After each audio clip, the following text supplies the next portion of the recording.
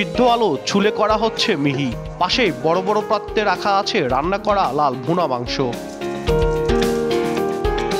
যাদের বাড়ি বগুড়া তারা নিশ্চয়ই বুঝতে পেরেছেন এ মাটির চুলায় বড় বড় পাত্রে তপ্ত আগুনে বগুড়ার ঐতিহ্যবাহী আলুঘাটি রান্না করছেন বাবুর্চি।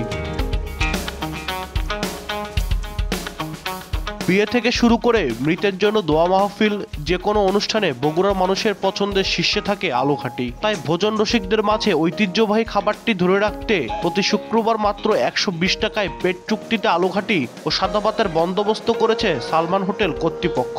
বগুড়া শহরতলির দ্বিতীয় বাইপাস মহাসড়কের মাটিডালি ব্রিজ এলাকায় অবস্থিত এই হোটেলটি।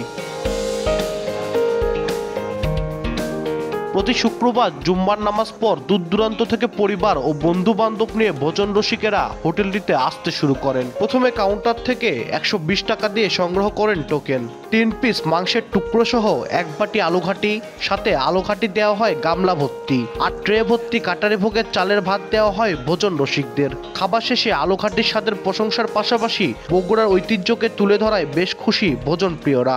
মাংস যে টুকরা এটা লিমিটেড থাকে এবং ঘাটিটা লিমিটেড থাকে, ভাত আর লিমিটেড থাকে এবং আমি তৃপ্ত এবং খুশি। 120 টাকায় ফুল পেট খাওয়া যায়, আসলে অসাধারণ এবং অবিশ্বাস্য খাবার। খুবই ভালো লাগছে, যার কারণে আমার কলিগ সহ আমি এসেছি। শুক্রবার তো অনেকে ছুটির দিনে গেলে একটু ভিড় বেশি এখানে। এত কমের মধ্যে যে খাবার পাওয়া যায় সাশ্রয়ী দামে, এইটা আসলেই একটা মানে বলবো যে সময় উপযোগী একটা সিদ্ধান্ত। হোটেলের পাশেই কসাইয়ের থেকে প্রতি শুক্রবার সকালে গরুর মাংস সংগ্রহের পর থেকে বাবুর্চি আব্দুস সোবানের নেতৃত্বে মহাকর্মযজ্ঞ শুরু হয়। আলু আমরা প্রথম সেদ্ধ করি, তারপর ছিলে শানতে হয়, মাংস কষে নিতে হয়। মাংস কষে নিয়ে যখন আলুর বলক উঠে যায় তখন সেই আলুর ভেতর মাংস দিতে হয়, দিয়ে আবার 1 ঘন্টা প্রতি চাড়াতে আপনার 2 ঘন্টা জাল করতে হয়।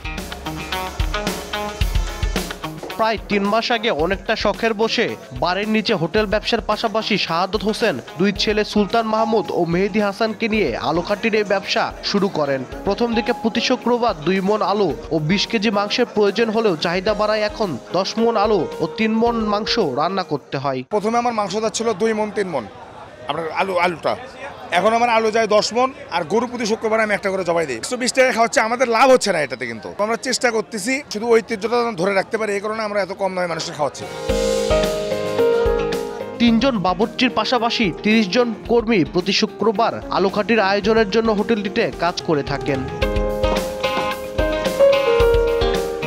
আব্দুল আউয়াল, সময় সংবাদ, বগুড়া।